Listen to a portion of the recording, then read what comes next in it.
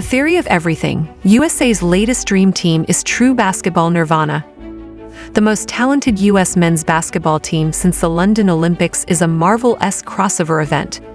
Their run for a fifth straight gold in Paris will be can't-miss theater. In the final scene of Spike Lee's beloved sports movie pantheon occupying He Got Game, an incarcerated Denzel Washington rockets a basketball over the prison yard wall. The ball magically transcends space and time, landing on the court of Big State and in the hands of his son, played by Ray Allen.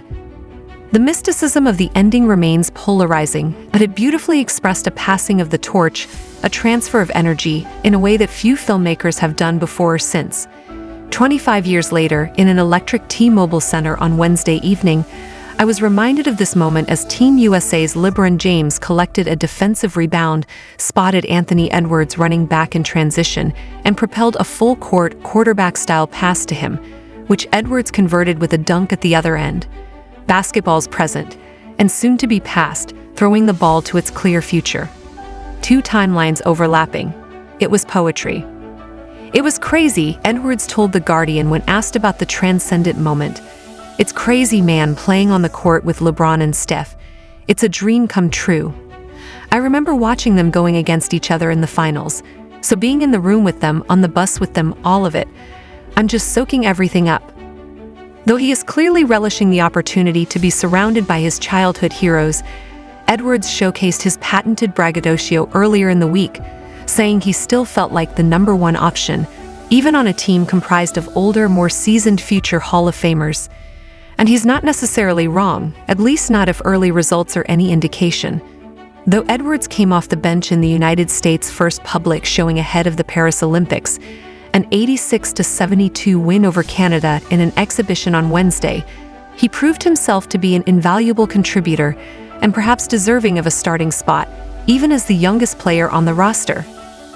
Head coach Steve Kerr's starting five, comprised, for now, of James, Curry, Devin Booker, Drew Holiday, and Joel Embiid, who fouled out after only 12 minutes, got off to a slow start. A Canada team with a record 10 NBA players on their roster looked like the side with all the vim and vigor. That was, at least, until the Americans' second unit came in. That unit was highlighted by Edwards, who will turn 23 during the Olympics, Anthony Davis, Bam Adebayo, Tyrese Halliburton, and Jason Tatum.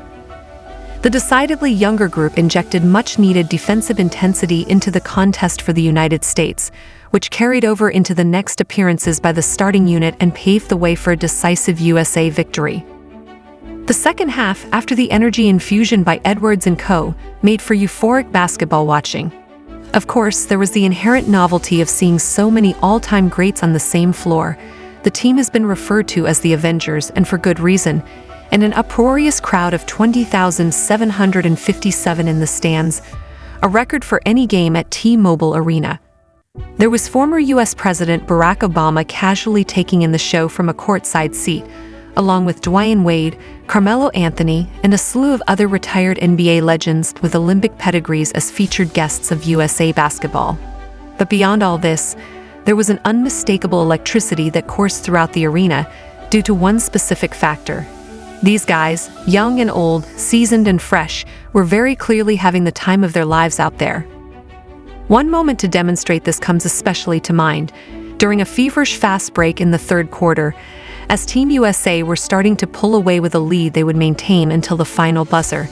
James grabbed yet another rebound, which he threw to Curry in transition.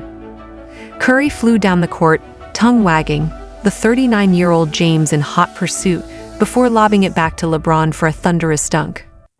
I gasped with delight along with my fellow media members on press row as the crowd was set ablaze in awestruck joy. A Steph and LeBron two-man game. Will wonders never cease? And the longtime friendly rivals, beaming at each other, were clearly savoring the moment as much as anyone.